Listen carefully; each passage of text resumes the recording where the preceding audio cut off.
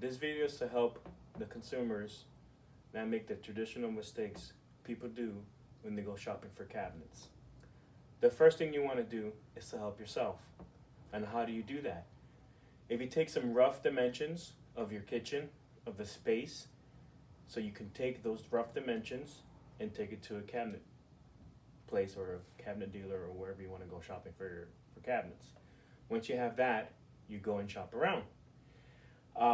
It's very important that you keep the same design. I know that's easier said than done because you're kind of getting all these emotions, you get all these creative ideas, and you want to try 6 different ways of doing your kitchen. The problem with that is you're never going to get a consistent price. So stick with one design for now so you can get a fair level playing field when it comes to pricing. Okay? So once you go to a place, you work on the layout. And again, like I said, try to keep the layout consistent. I know you can do different things, but for the beginning stages, keep the design the same throughout. And also I would recommend trying to make it on the simpler side so you don't spend hours and hours and hours working on an initial design knowing that you're going to go price it out, because you're going to spend a lot of your time and also the designer's time. Pretty much you're going to be wasting a lot of people's time going to multiple places and have all these extremely decorative, overly complicated layouts when you're going to go shopping around. So keep it more simple so it's an easier process for yourself and for whoever you're going to. So if you look here, you can mostly all the different cabinet dealers and big box stores have a program like this. There's two real popular ones out there that most people use. This is normal, okay? So you can kind of get an idea what's going on here. And then normally when you get your price, they're gonna give you a rendered drawing like this, similar to this. I recommend, if you can get them, to do one without color. It's not a big deal for them to do that. You just pick it and you change it.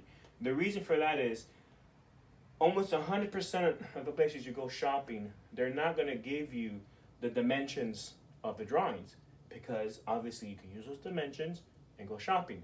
That's why you need to take a rough dimension of the overall wall length from one location to the other, from this location to the other. Where's the window? How far away is the window from here to here? How big is the window? The more information you give to the designer, the better of a price you're going to get, more of an accurate price. So you want to know these dimensions, also where your range is, and again, it's rough. It doesn't have to be 100% accurate.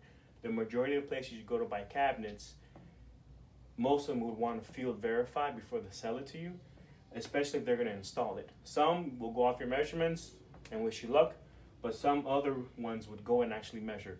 Me, myself personally, if it's within, an hour and a half driving distance, and if it's a big enough job, to be honest with you, I would go and verify, because I don't want to sell you something that's not going to fit and give you issues. So I would, verify what dimensions you gave me, and also understand that if you say this wall is 9 feet long, and I go measure and it's 10 feet long, obviously there's going to be a price increase. So just keep that in mind. So try to get something like this, if you can, without the countertop. So that way you can take the layout without the countertop and you can take it to different places. And the reason why it would be good to do it like this is because, one, you can print it and not empty out your printer for the color. And also, more importantly, you can see the details of the cabinets, what goes where. And also without the countertop, so you can see. So when you take this to another facility, they'll look at this, and most people or most companies, when you go and you tell them, hey, I got this priced out somewhere else, I want to see how much you can do it for, most people, and I include myself, they will try to find ways to make it less expensive. They might tell you, oh, try to do this, to make it cheaper, because if you're pricing out the cabinets, most likely you want the best price. And one of the ways to achieve that is by Consolidating. In other words, if you look here, you have 3 cabinets here. If I can consolidate that into 2 large cabinets, obviously you're buying one less cabinet and it'll be less expensive. But that's not giving you an apples to apples comparison. So just say, no, this is what I want, layout wise, and then that way they will do the same layout and then you can get your prices. Now let's move on to the next step. So one of the other important steps to getting a cabinet price is to figure out what color and what door. Typically speaking, all painted finishes are the same price, with the exception of a glaze finish, which would be something like this, which is going to be, this is the glaze. This is paint, this is glaze. So whenever you do a glaze finish, it's an additional add-on price. Whenever you do a painted finish, it's more than a traditional stain finish, okay? So if you do regular paint without the glaze, normally it's all the same price, regardless of what supplier you go with. If you do a paint with the glaze, it's more expensive. If you do a regular stain, it's less expensive than a paint with the glaze. Now, with that being said, if you do a stain with a glaze is more expensive. So if you get a regular stain, it's standard price. If you add the glaze onto it, which is this dark stuff, it's another layer. But for this example, we're just gonna do a painted door. Pause. That was a little bit confusing. So let me try to explain it again. Entry level prices for colors are gonna be stain, then glaze, then paint with glaze, and then you also have vintage finishes, age finishes, translucent finishes, and so on. Another thing, when you do a stained finish, the wood species itself changes the price. You have oak and hickory that are more of your entry-level price points. Maple is more than oak, and cherry is more than maple. Now, there are other wood species available in the market, but typically, those are the most commonly one used.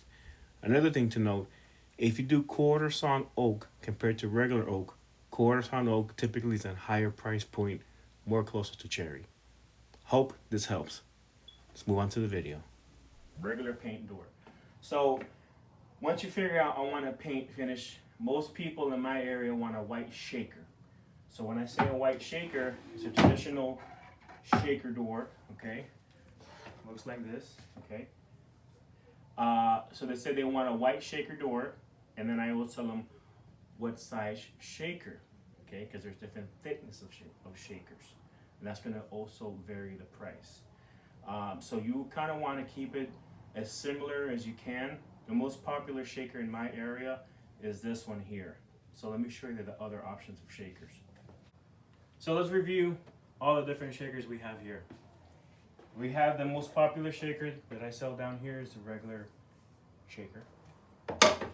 You also have a shaker that's thermofoil.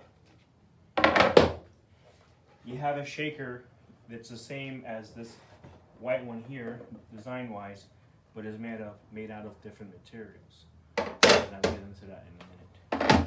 You also have a little bit thinner shaker,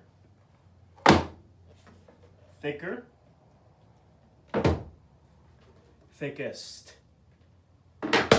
All right, so I'm gonna try to do this, and I hope I don't confuse you. Okay, so these two shaker doors here, they look the same, but when you look closely, this is a thermofoil door, and this is a wood door with a veneer center panel, okay? So the visual differences between the two is the thermofoil is pretty much a PVC plastic that's heated up, becomes pliable, and is vacuumed formed onto the shape that's underneath the thermofoil. So you don't see any detailed joints. So here you don't see any gaps on the thermofoil shaker. Clients that choose this mostly choose it for that reason because it doesn't have this. Some people had bad experience in the past with thermofoil. Delaminate, it turns yellow, it peels, it breaks. With a thermofoil door, You shouldn't smoke in your house. It's not really an issue now, but back in the 90s and the 80s, smoking in the house was commonly done. But now most people do not smoke in their house, so that's not an issue. Now they do have, they call it a heat shield, and the heat shield, what it does, it is to prevent heat from hitting this leading edge on the thermofoil, because when you do the self cleaning in your oven, it gets to like 600 degrees plus, depending on what make and model oven you have stove wise. So this heat shield is meant to go on the left and right side of the cabinet near the stove. So in other words, this piece of plastic, this applier that I have here has this piece of plastic, and it's supposed to go on this edge here and here. So the heat from the oven does not hit this edge, because that 600 degrees will shrivel this edge, okay? So if you do get this door, most suppliers that sell this product have some type of heat shield to help minimize that of happening. Some other suppliers also have a lifetime warranty, limited lifetime warranty. They would cover if it was to like delaminate. Now, if it turns yellow because you're smoking, they don't cover that. If you physically damage a door, they don't cover that. It's more of a defect type of thing. So this is probably the least expensive way of getting a white door that's shaker. Because remember, like I said earlier, a painted finish is a premium finish. A stained finish is a standard finish. This is the thermofoil finish, so it's neither paint or wood. It's a PVC, pretty much. Okay, so now we got that. So let's say you don't want this because some people don't like the way it looks because they say it looks cheap because you don't have no details. So let's say you don't want that. Say, I want something that looks a little bit more premium. I want to go with the regular shaker, like this. Now this shaker here is a wood here, solid maple with a wood veneer. What is a wood veneer? It's pretty much this piece in the center, and it's wedged in between the wood. Okay, so that's a wood veneer. You can paint this white, obviously, and it would be maple. The other option in this door style is to have it be MDF here, which MDF is not particle board. MDF is medium dense fiberboard. That's what that MDF is. And the reason why you would choose MDF over a wood product is for humidity. So the door doesn't move on you as much. Now your other option with this door is to do wood and wood. Now an easy way for you to know if it's wood and wood for yourself as a consumer is you flip the door in the back. It has a bump out on the back. So you can see that it bumps out because it's wood. If it's a wood veneer in the center, typically they're flat in the back and the flat in the front, okay?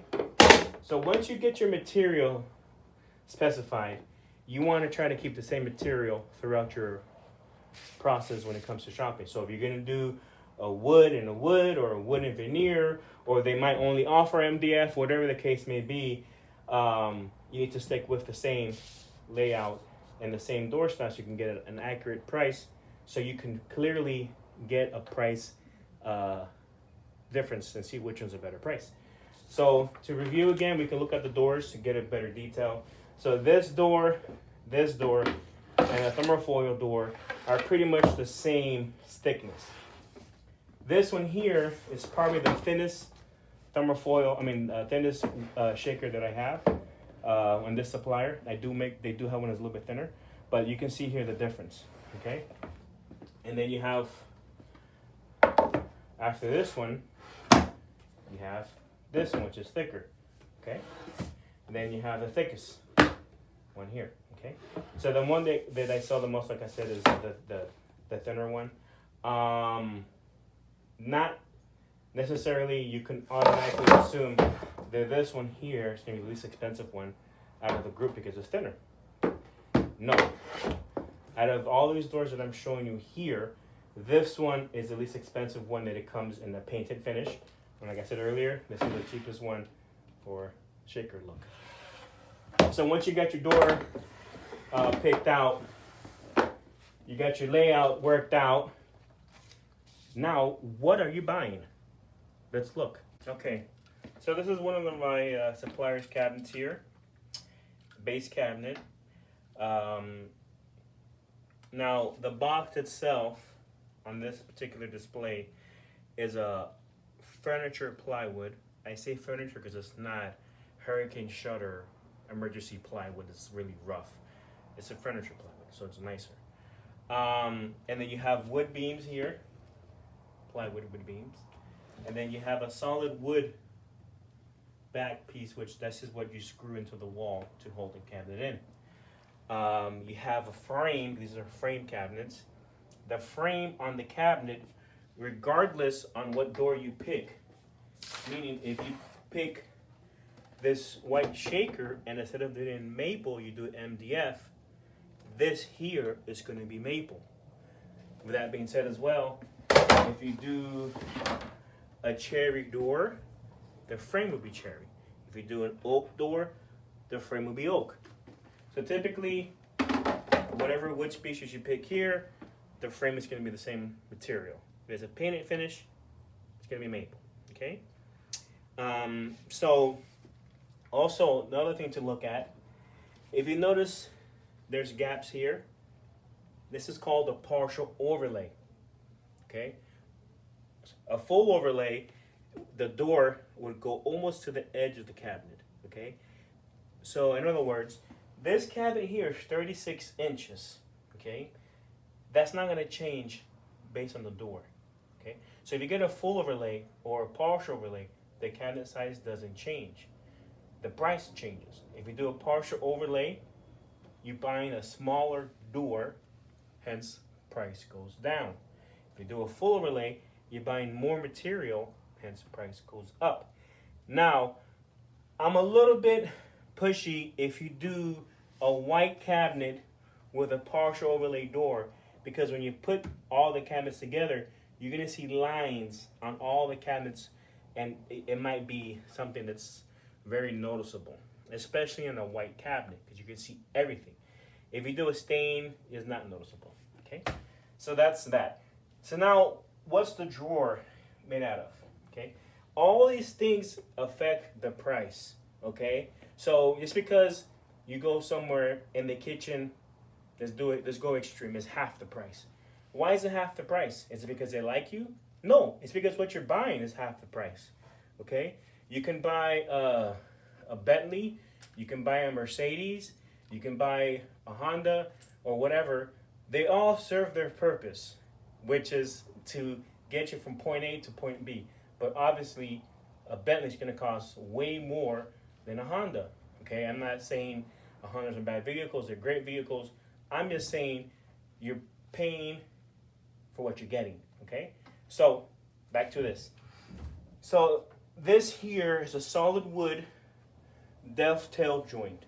It's important to be dovetail joint. So if you have children, they have a tendency of just pulling and pulling and pulling and pulling and pulling and pulling and pulling. And what can happen is the staples or glue, it can pull apart. Dovetail, you have to be really aggressive and really focus on breaking it. So there you go. So dovetails are stronger, solid wood. Another thing too is the glides are undermount. The benefit of that is you get a wider drawer box because you don't have to shrink the drawer box to leave space for the glides to go into the cabinet. They're underneath. Other benefit, it holds more weight, okay? And another benefit of it is it's easy to remove this drawer in case you spill something or in case you just want to clean it. So if you go to the edge of the drawer and you go underneath it and you squeeze like this, it will come out. So if you do like this, go underneath the drawer, you're going to feel some plastic things, squeeze it, and it pulls out. Okay, now I unlocked it, and you can see this little clippers. These are Bloom glides. As of now, of making this video, these are the best quality ones on the market. That also plays a part as well. That's why they're able to give you a lifetime lifetime limited warranty because they're going to supply you with good glides, so they don't have to warrant you a drawer glide because it's never going to break. And if it does, you know, they'll give it to you because it's part of their warranty. So you can see here the bottom of the drawer. Now another thing to notice too, if you notice here, this bottom drawer goes into here. It's called captured sides. Captured sides. The reason you want captured sides is because this drawer would be harder for this bottom of the drawer to pop out and all your stuff fall out. Okay. They also have this piece of plywood here to help support the weight. This is a kitchen cabinet. This is not a garage cabinet. Okay. This is not to store dirt, to store concrete, to store heavy tools. Okay. So you have to understand it does have its limitations, but most people use their kitchen as a kitchen. Okay, so there goes the bottom. So to put it on, it's very simple. Put it on the glides, pull it out, lay it down, push it in, you're gonna hear it click. Once it clicks, that means it grabbed. You hear it click? Now it's in, okay? Another thing to notice too, this is called full extension glides. Most cabinet makers are full extension. Full extension for some might be stops here, or stops here. The older cabinets normally stop like this or like that. So, but mostly all of them are full extension. So it's not a real big selling feature, but most of them are. Also, most of them are soft close. And then the drawer itself, on this supplier, has a full depth shelf. Some suppliers have a half a shelf, so you don't even know you have a shelf. But this supplier has a full depth shelf. Now, that's something else to look at as well. Are you getting a half a shelf or a full shelf? All those things matter. Also, these are soft close glides. They're the same brand as the drawer glides, which are Bloom. Again, a good product, so you don't have to replace it, and then you don't have to use a warranty. So it's a warranty, but with a good product too. Now, another thing to notice, you see how slow this drawer closes or this door closes? It's because these Bloom glides are for a big door or a small door. So you can also turn them off too. So I turned one off. I turned the one on the top off and left the one on the bottom on. So now when I close it, you see it closes a lot faster. And when I turn it back on, cycle it out, and I close it, see, close a lot slower because it's too strong for this like door. So that's the base cabinet. Now let's go to the wall cabinet. Okay, so now for the wall cabinet. So this one here is a 39-inch tall cabinet. You're gonna have, again, it's gonna be maple here because it's painted. It's gonna have birch veneer interior.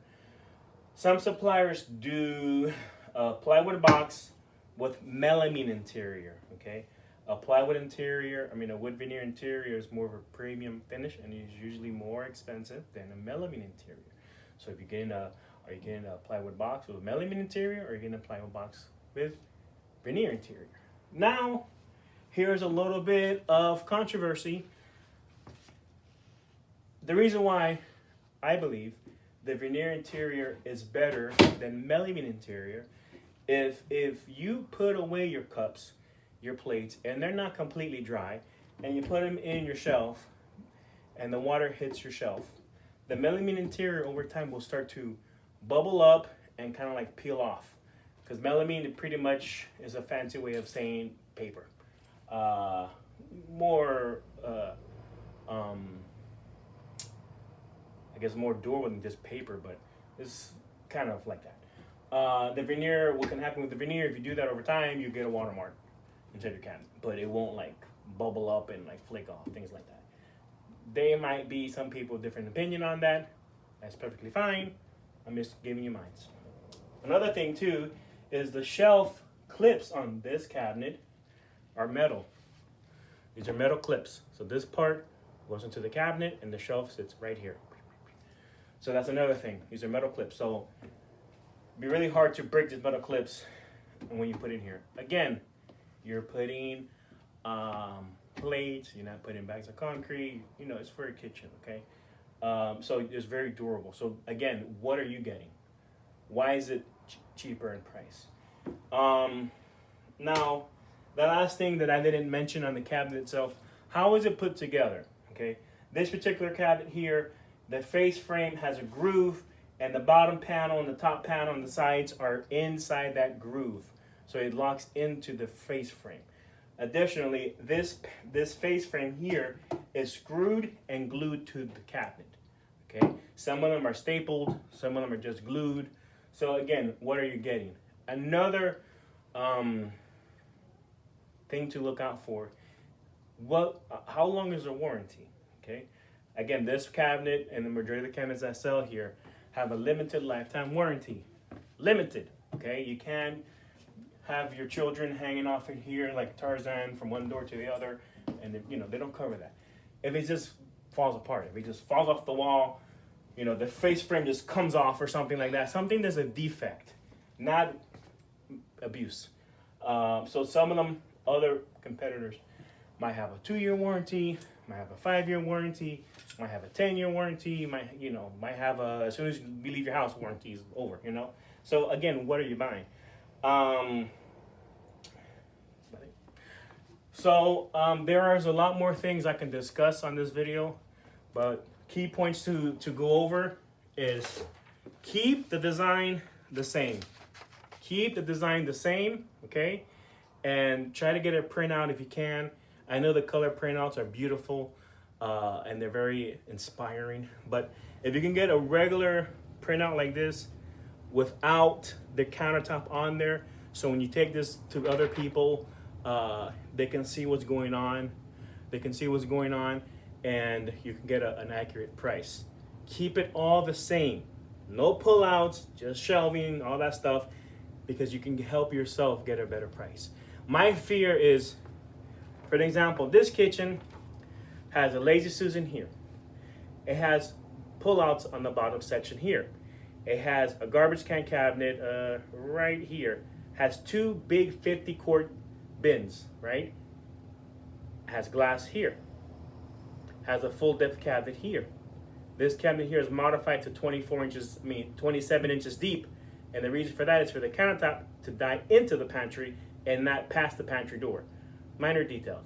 But just by looking at it, you don't know those things, right? The customers know those things, but they might not realize that these are what you will call, in the car world, bells and whistles, right? So if you go and take this and you price it out without pullouts, without the garbage can, without glass, 24-inch standard depth, there is going to be a price difference.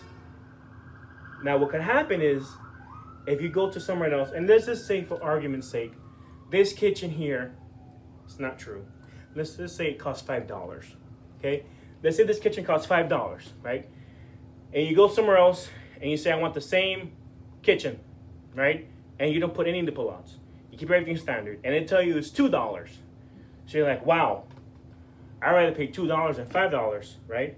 So then you go to the place where you got $2 price, and you say, oh, let's add all this stuff in, right?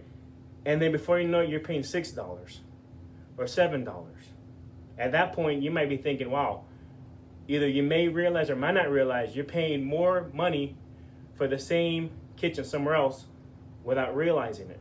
So that's why you want to keep it the same. Keep it the same. And once you find a place you feel comfortable in, at that point, you can add the bells and whistles, okay? Another thing to remember as well, the majority of the cost in a cabinet is the door, okay? The percentages can change per supplier, but it's mostly in here. The cabinet box is just a box. So if you get an expensive door, you get an expensive kitchen. If you get an inexpensive door, you get an inexpensive kitchen. So, like I said, I have a lot more to go. There's a lot more things we could talk about, but I just wanted to give you some quick tips to help you out on your journey. And hopefully this video helps you out, and maybe I'll do more if I get a positive response. Maybe I'll delete the video if I get negative response. I don't know. The whole point is to help people out. Thank you. Have a great day.